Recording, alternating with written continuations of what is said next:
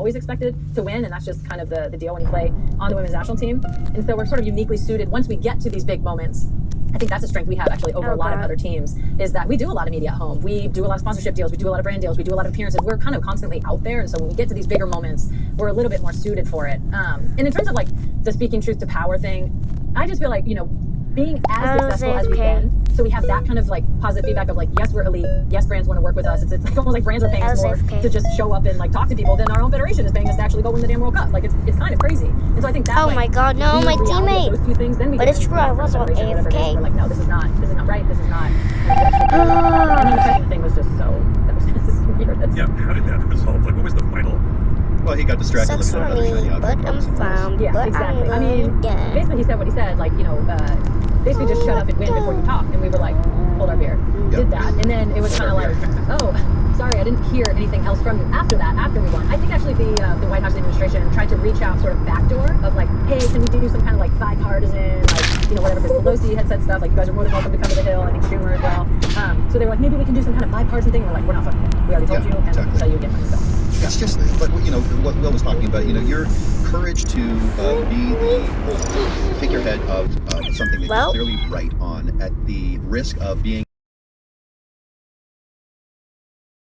may come, is just, it's not unique, but it is rare. But it's so needed nowadays. More so, I mean, it's always been needed, but more so now than ever, I would imagine. And for all the young girls that are watching you as well, to see that, we're not a pain in the ass. We are speaking truth to power. We are right, and there should be no fear about coming forward and saying that you are right when you have the ability to judge whether you are right or you are wrong. Like, you're not just popping off. You have a good point. It's vetted, and deal with the consequences, whatever they are. It doesn't matter as long as we're standing up for what is correct. We need that so much today. And I think I do understand that, and sort of, I think especially in the last 3 or 4 years, it seems like, every time we speak up or I speak up and say something, it's kind of the same people being mad. Like, even when I knelt, it was like, okay, all of these particular kind of people are mad.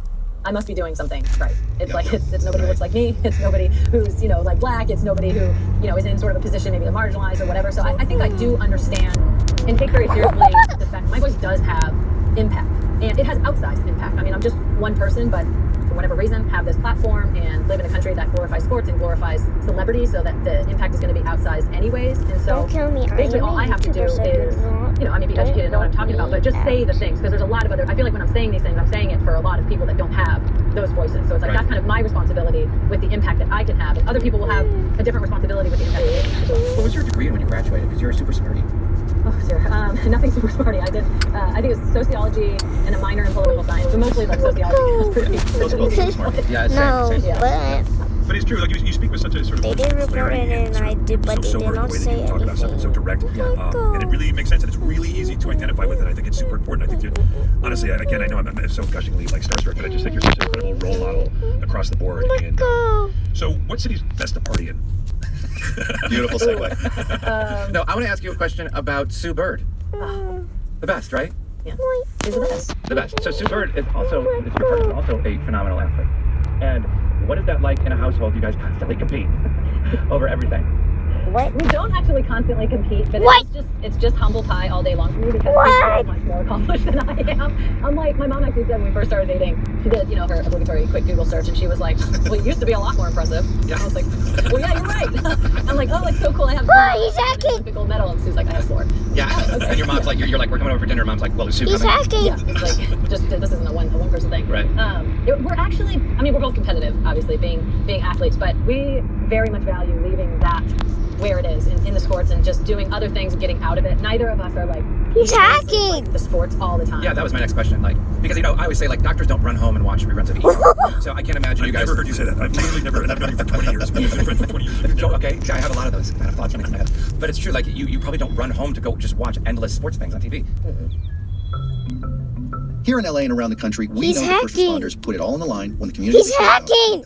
From fires to floods, they put us first and make sure There's we're safe. actually someone Whether it's through the hacking. pandemic, McDonald's, after a long day of helping those. I want to hang on to our listeners, so let's just cut. that too, but it's going to cut through that and the expense of in-home designers. Nobody who wants cloud-safe, cordless options. And it's also shipped for free directly to you. That means being direct, and that means you'll save big. Take advantage of free delivery and free samples when you visit Select Blinds. That's Him kind of retire and what that was like. That all of a sudden, so you've been doing this thing at this highest level, and you're still doing it. go. And like you said, like you know what your year is, you know what your tournaments you're going to Left. play, you know what your season is, and that's a very strange existence, right? Yeah. And then but it's all you know so far. well, to that point, I always think that too. Like you can only watch so many He was documentaries about sports literally figures. hacking. All the talk about what they're going to do after they can't play anymore, and is that on your mind? And what does that look like? Hopefully, it's not for years and years because you're young and in incredible shape.